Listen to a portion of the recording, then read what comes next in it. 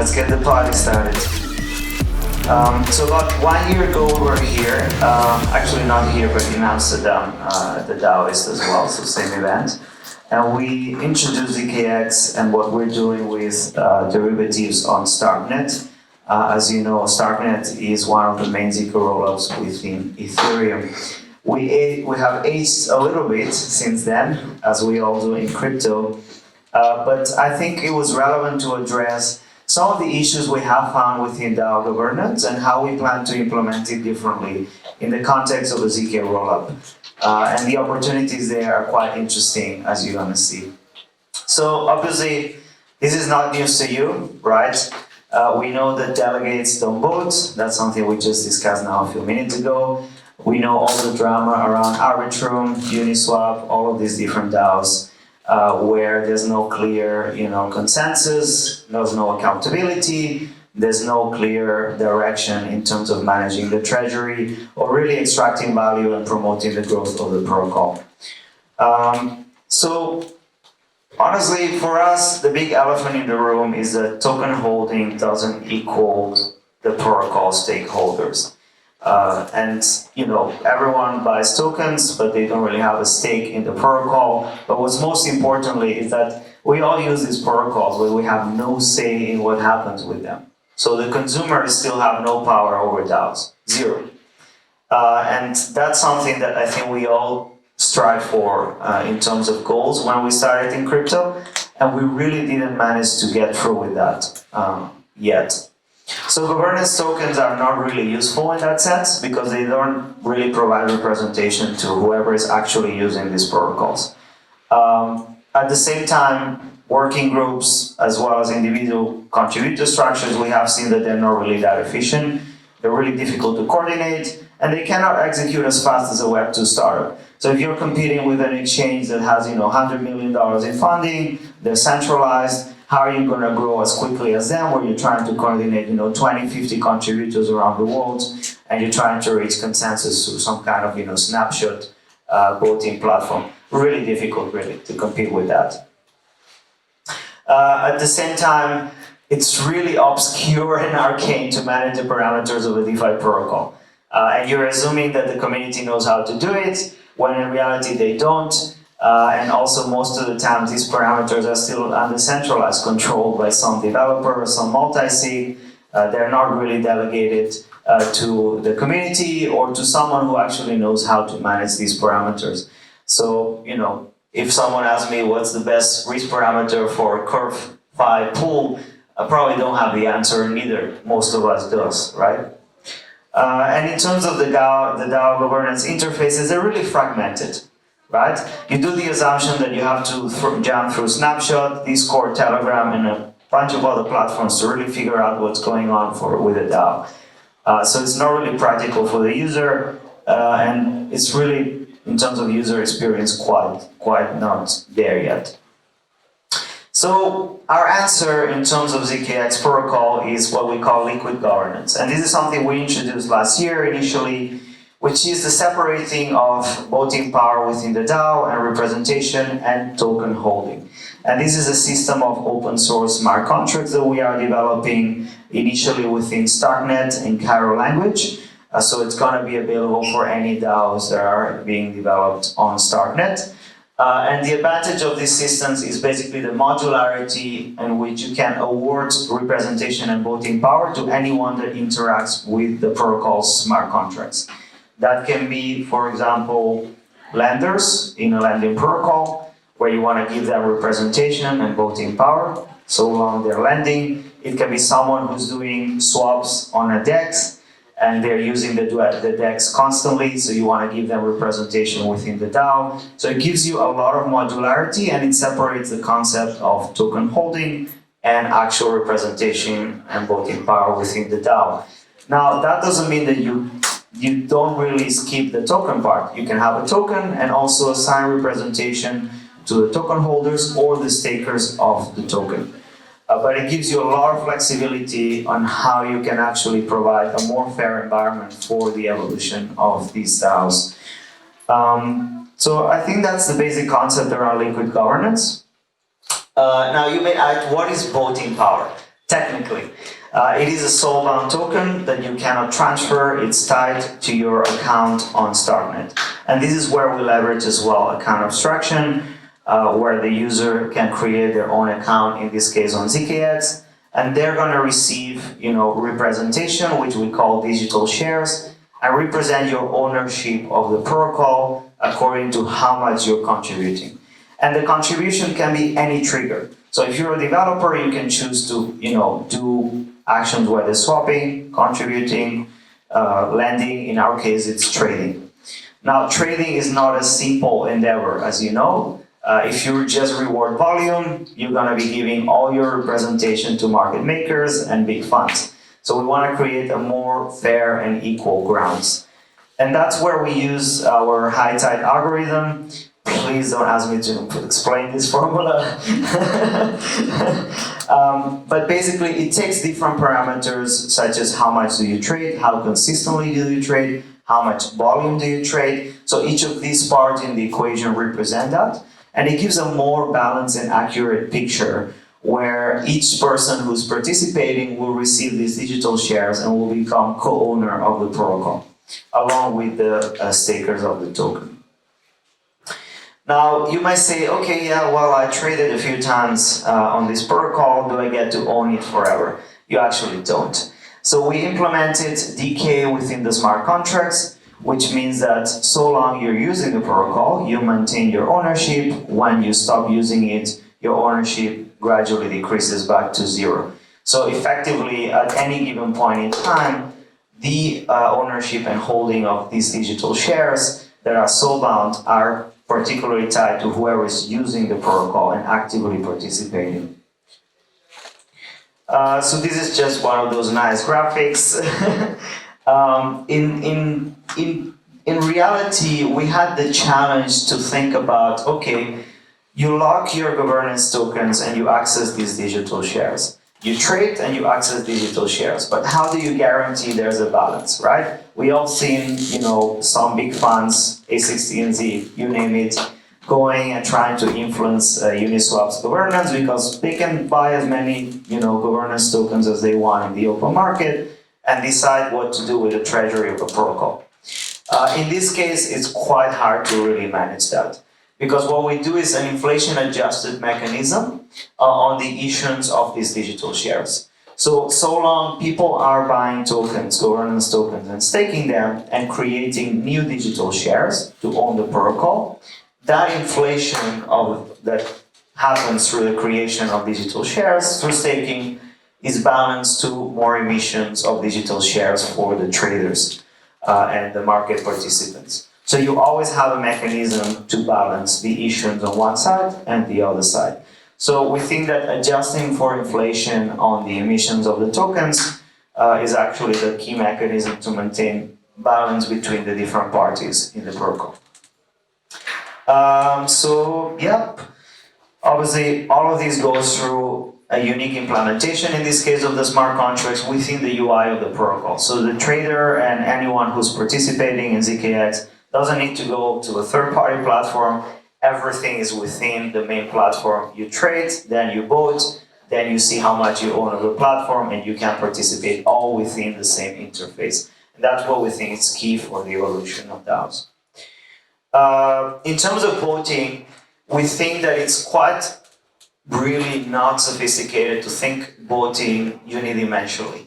You really need different kinds of voting interfaces with different parameters according to what you're actually trying to decide. In our case, it can be asset listing. It's not the same criteria as general voting or proposals or funding a subdao for ZKX. Each one requires different parameters. For asset listing, you might require some rewards to go in escrow. So if the asset listing is approved by the community, those rewards will then be given through the algorithms to the traders when the asset goes live. You might want to have a parameter that's the smart contract address for the oracle, but that will not be needed for subdao funding, right? Where you want to define what are the payment milestones, what are the actual amounts of payment for the subdao, things like that. So within the interface, you need to account for what is the different aspects in terms of governance that matter to your DAO. and then set it up accordingly. Now, part of a lot of what we're doing is because in Cairo language and Starknet, there's no DAO tooling, pretty much. So we have to develop it from the ground up, and it's kind of a challenge, but at the same time, an opportunity, because it really forced us to think through what we really want to do with ZKX.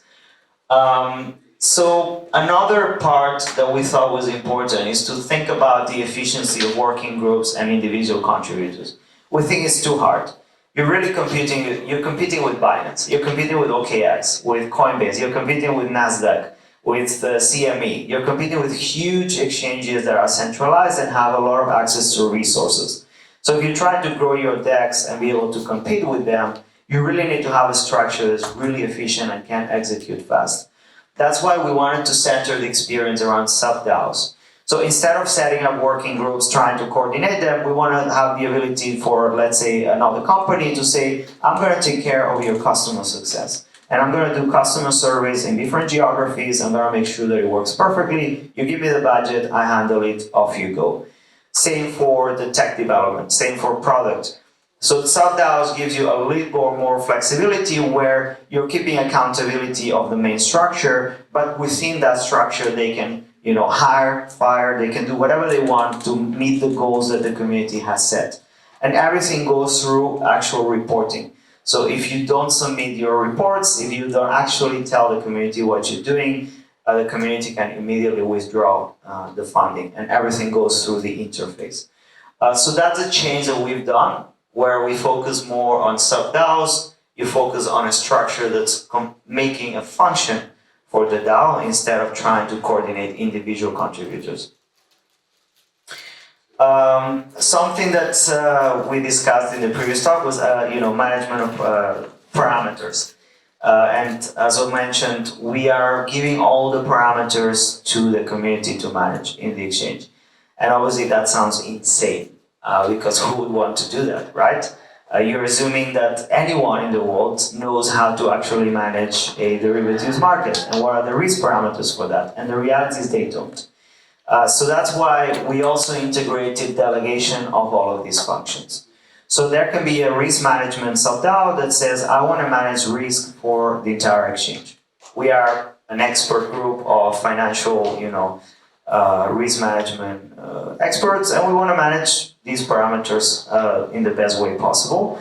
So all of these parameters can be delegated to different subDAOs so they can manage that according to what's the best expertise and the best, scenario where the community thinks. So yeah, I think to end this, we probably should talk about who we are. We haven't really talked what we do. So ZKX is a next generation DLOB, which stands for Decentralized Limit Order Book. Yes, it's gonna happen, it does exist. Decentralized order books, there's a path forward. We're building on Starknet ZK rollup, and we are mostly focused on our proprietary L3, which enables to be omni-chain and highly scalable while retaining the properties of decentralization, consensus, and so on. So, in terms of the structure, without going too crazy deep into it, it's a triple structure where you have Ethereum, you have Starknet layer 2 with the ZKX account, which leverage account abstraction to maintain self-custody of funds, but it actually allows you to recreate the experience of a centralized exchange. You create your account, you got your seed phrase, then you can deposit funds from Ethereum, from other Starknet wallets, from other rollups, anywhere you want. And we think that's very important because if you want to onboard a user in Indonesia, they might want to swipe a credit card or do a mobile payment to onboard some funds. And the only way you can do it without breaking the UX is by actually using account abstraction. Otherwise, they need to go through their L1 wallet, then bridge the funds and use a whole different amount of platforms. So basically, it's Starknet layer 2 and ZKX layer 3 with its own ledger, block explorer, consensus validators that run and scale the order book.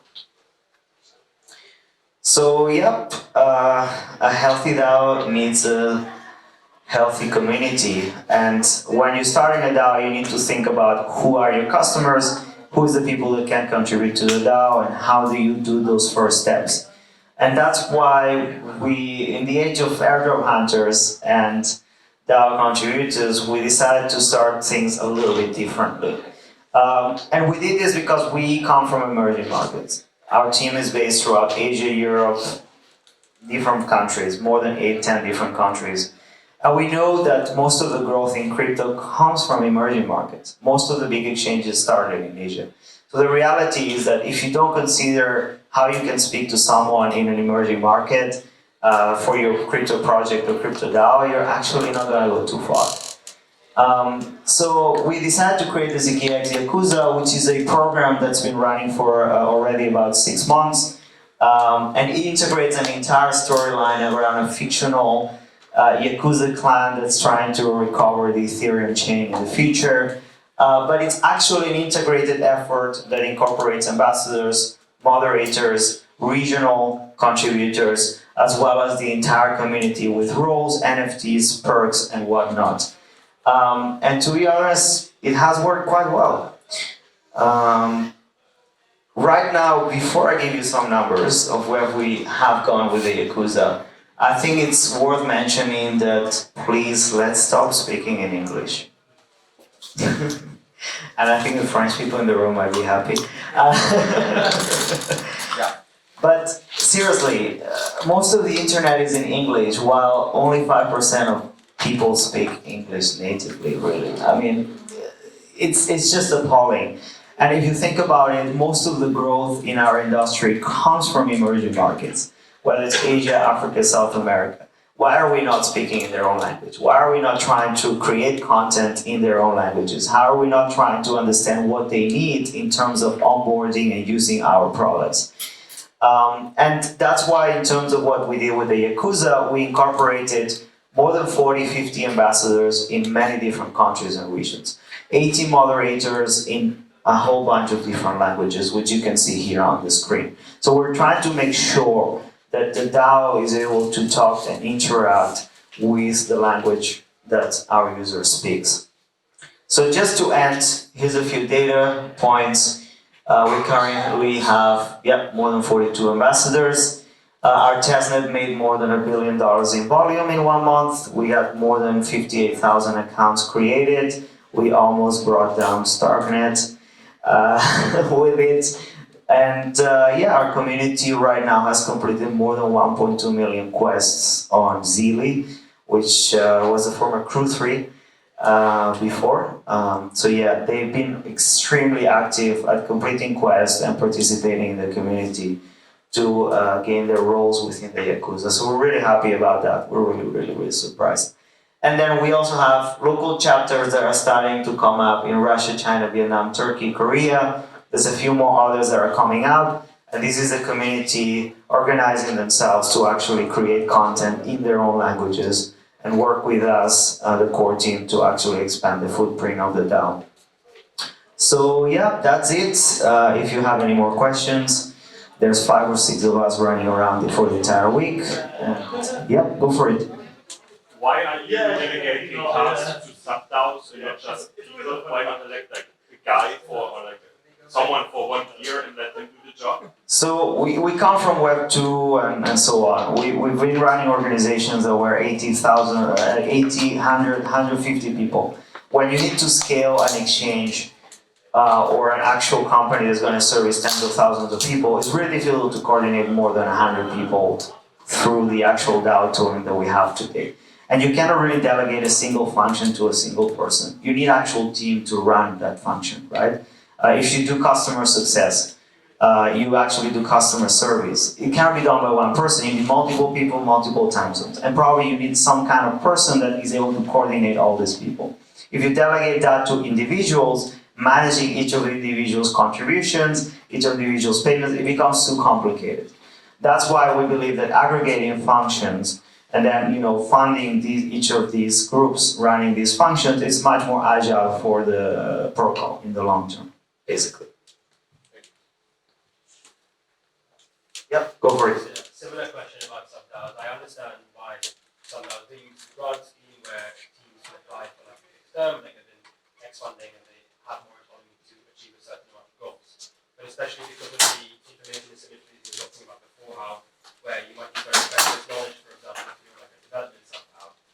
even with reporting back to the community on a frequent basis, how can you ensure that the community will then approve or disapprove whether this subDAO deserves more funding or more time is making a well-informed decision? That's something that I've been struggling to get my head around. That's a golden goose question. I mean, it's a very difficult one to answer, really, at some point. You have to assume that there's going to be institutions holding the token. There's going to be users and traders, market participants holding voting power at the same time. So the balance is where you might have, a group of informed voices, a group of people who are participating and have a better understanding, and then you're going to have people that still hold voting power, but they don't have the knowledge. Within that balance, you might actually assume that the people who most actively participate are either the ones that have more stake in it, or the ones that actually have more knowledge about it. It's still an assumption. It's not. I don't think there's like a perfect answer for this question. It's a very difficult question to answer at the end of the day. Something we discussed was the possibility of awarding digital shares through community voting. This is the solution, I guess. Yeah. We have some kind of solution. I also want to ask you, did you guys already made something technically to realize the creation of subDAOs where you already have? It's all through smart contracts. Yeah. I think the solution is the experts, and the community must have a choice to use the individuality of experts, or it should be a group of people. So this is the case where, for example, Vitaly could be a big expert who can contribute to different kinds of DAOs, while there is a group of ZKX DAO or subDAO which have their vote, their delegation power, and to compete depending on rewards and sharing that will be benefited and split between the DAOs. I think this is a solution. That's just my perspective. Yeah, there's interesting implications of saying we have a pool of ownership that you can assign through community voting. You can assign it to experts, you can assign it to subDAOs, but then you kind of can question if the incentives will be right. Like, I'm receiving money to perform a function while I'm also being given voting power so I can influence the direction of the DAO. So might actually, vote to maintain my own situation in the DAO, to maintain my own funding. The very interesting implications, right? Yes, I think the way is the balance between the community where the motivation work in a synergy with the voting power, which could be flexible, not be linear, where one token equal one voting power. It must be like something flexible, customizable, like we try to implement the quadratic system, but modify it when there is a case where voting power could be decreased, while the delegate getting more and more tokens. So it mustn't be create a case where the one delegate could be like a time who can manage the treasury and so on. So this is also the balance with this. Correct. Yeah. For us, our concept is around decay and time locking of the token. So it's kind of an interesting game theory where you have to assume that people who are going to stake a small amount of tokens for the longest time are going to receive more voting power than someone who stakes a lot of tokens for just a very, very short amount of time. So that helps balance the system as well, and it helps people commit to a longer term horizon. So it's kind of interesting because if you have someone who all of a sudden buys a lot of tokens and stakes it for the longest time, everyone else that actually had staked previously might also see their percentage reduced in terms of how much they can influence the overall direction. At the end of the day, these are fluid systems. They're liquid, right? We're just trying to make it a little bit better than the existing traditional markets where really ownership to the consumers is zero. So, yeah, but it's very interesting. Yeah. All right. I'm interested in the area you mentioned about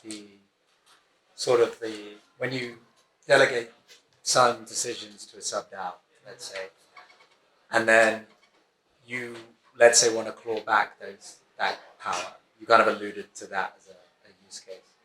How does that work in practice? Like, let's call that subDAO, can it continue to execute whilst there's a vote going on? Because a vote takes a fair amount of time, while that subDAO can execute very quickly. So let's say if they lose confidence in the subDAO could technically they could get angry and cause some damage. So like that's something we've struggled with in our platform. So like, how have you thought about protecting, let's call it the parent in that situation? It's something we're working as well. We're going through the same thinking process, right, on what's the best approach. Because even with the delegation of certain parameters within the protocol, can there be spam of proposals in terms of changing the parameter? Or if you delegate a parameter, how fast can you actually claim it back, right, as you said? So I think, do you want to have some cooling period in between? Different changes in the parameter or delegation and not delegation of the parameter. So it's a really complex part, honestly. I don't think we have a set answer yet. It's something that internally we're still working on what's the best way to approach this. But definitely, I mean, a sub-DAO could go rogue at any point in time, or a contributor, right? And then at some point you need to act very quickly. And I think for us as DEXs and all, it's more important when you're talking about risk parameters where you might need to change something on the go to manage, a huge problem on the liquidity side or on the movement of an asset. An asset goes crazy, price goes to zero or something, you need to manage that situation in terms of the derivatives and the liabilities. So that's, some questions that remain at the moment. Yeah, I think it will be like, every project will be separate. To your point, like some need instant decision making, so their risk tolerance would have to be more extreme because they need their subDAO to do their job. While like other projects, probably that subDAO doesn't need to act as swiftly, and they can lean more to the robustness parameter. But like, so yeah, as long as it's customizable per project, it's probably Must be customizable, I guess. So Yeah. you don't need to use the same parameters for all the DAOs or Exactly. Customization of different type of stuff inside the DAO activity. So this is What we do is we introduce coefficients to everything. And then you change the coefficient. The formula remains, but you can at least adjust the weightages and so on. that's cool.